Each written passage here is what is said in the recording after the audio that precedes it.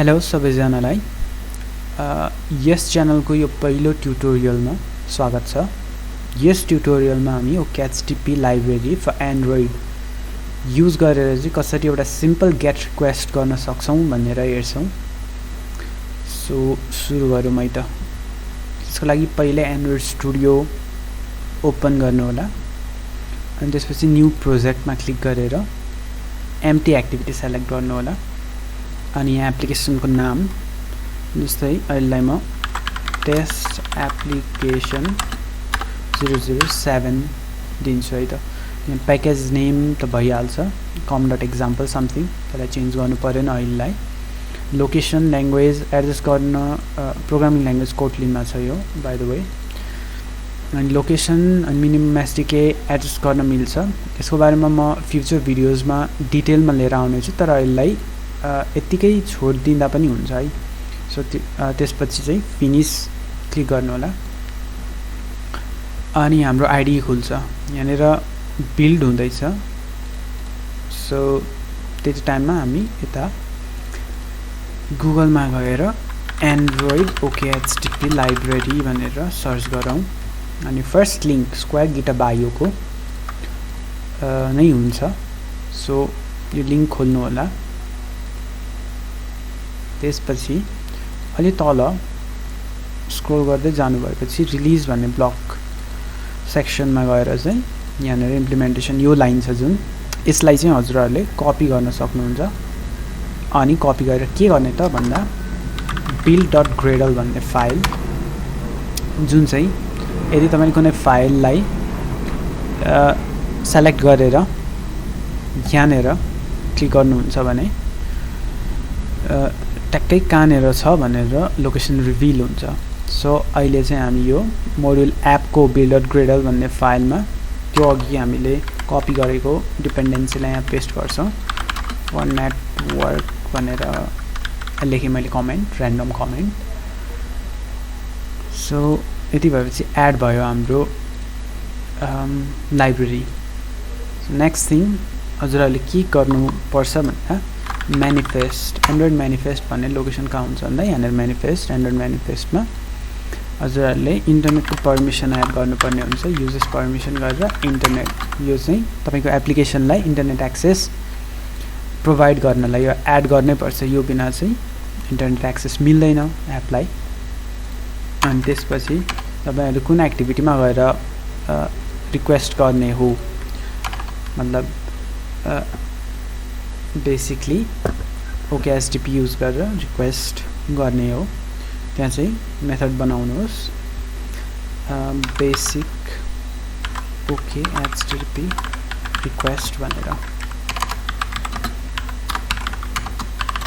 अनि यसमा हामी के गर्छौँ भन्दाखेरि टु डु स्टेप 1 मा चाहिँ हामी OKHTP को क्लाइन्ट को अब्जेक्ट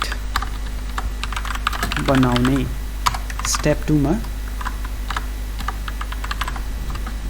मा चाहिँ OKHTP को रिक्वेस्ट को अब्जेक्ट बनाउने।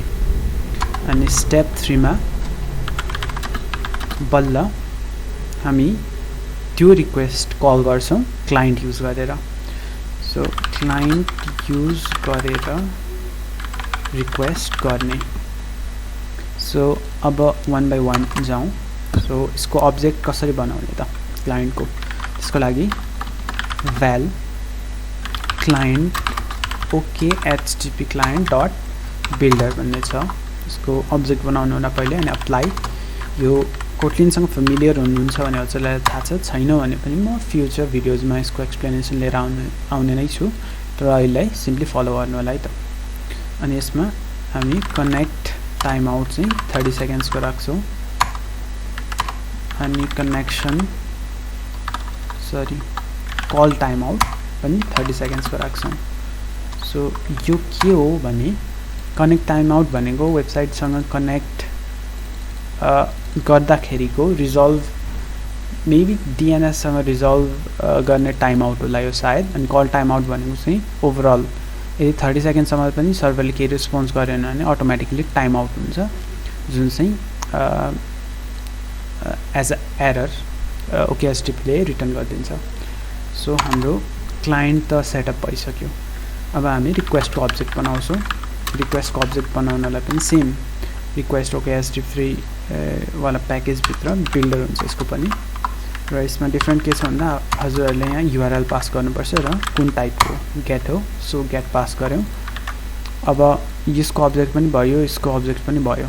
अब थर्डमा चाहिँ यो क्लाइन्ट युज गरेर न्यू कल भनेर यो अब्जेक्ट पास गर्नु पर्यो है त। अनि यसमा चाहिँ अब यति गरेपछि हजुरहरूलाई सरी यहाँनिर बिल्ड पनि छुटेछ।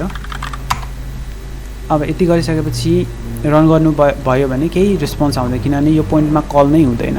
हजुरहरूले कल गर्न आइदर रिक्वेस्ट गर्नुपर्छ, तर यो मेन थ्रेडमा गर्न पाइँदैन। त्यही भएर हामी एनक्यू भन्ने मेथडमा एउटा कलब्याक भन्ने अब्जेक्ट पास गर्छौँ, जुन फेरि सेम प्याकेजभित्र नै छ, ओकेएचटीपीकै प्याकेजभित्र छ, कलब्याक क्लास। सो यसलाई हामी कुन मेथड चाहिँ इम्प्लिमेन्ट गर्छौँ है त।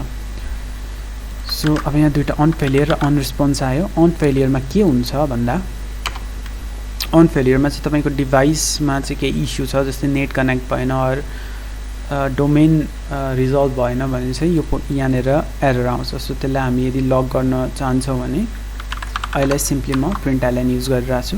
अनि कस्टम ओकेएचटीपी यो चाहिँ जस्ट फिल्टर गर्नलाई गरेर यहाँनिर सिम्पली ई डट मेसेज प्रिन्ट गर्छौँ। सो यो एक्सेप्सनको मेसेज के हो त त्यो प्रिन्ट गरिरहेको छौँ। सो अन रेस्पोन्समा चाहिँ यो सर्भरसम्म पुग्यो यो कल, तर अब फेरि चेक गर्नुपर्छ कि सक्सेस भन्यो कि भनेन सर्भरले भनेर। रेस्पोन्स द्याट इज सक्सेसफुल मेथडले चाहिँ त्यो भन्छ। अनि हामी यहाँनिर फेरि प्रिन्ट गर्छौँ। यदि सक्सेस भयो भने रेस्पोन्स अब्जेक्टभित्र बडी हुन्छ, रेस्पोन्स बडी, त्यसको स्ट्रिङ रिप्रेजेन्टेसन हामी डाइरेक्टली लिन्छौँ यहाँनिर। अनि यहाँनिर यदि फेल भयो भने हामी सिम्पली के प्रिन्ट गर्छौँ भन्दा किन फेल भयो भनेर रेस्पोन्सको कोड र रेस्पोन्सको मेसेज प्रिन्ट गर्छौँ है त, मेसेज। सो यति भएपछि सबै केसेस ह्यान्डल भयो। I mean not all cases, तर बेसिक एउटा सिक्नको लागि केसेसहरू ह्यान्डल भयो। सो यो पोइन्टमा अब यति ह्यान्डल गरेपछि हामीले के स्पेसिफाई गरेको छैन भने हामी कुन युआरएल कल गर्ने भनेर स्पेसिफाई गरेको छैन। अब युआरएल चाहिँ जुन पनि कल गर्न सक्नुहुन्छ तपाईँहरूले, तर म चाहिँ फेक जेसन एपिआई भनेर यो जेसन प्लेस होल्डर भन्ने साइट छ सब डोमेन टिपी कोडको, त्यसमा अलि तल स्क्रोल गर्नुभयो भने टु डुजको इक्जाम्पल एउटा फेक रेस्पोन्स छ। सो यो युआरएललाई चाहिँ म युज गर्छु यहाँनिर। सो यो युआरएल युज गरिसकेपछि चाहिँ हाम्रो सबै चिज सेटअप भइसक्यो। अब हामीलाई रन गर्न मात्र बाँकी छ। सो रन गरेर हेरौँ है त।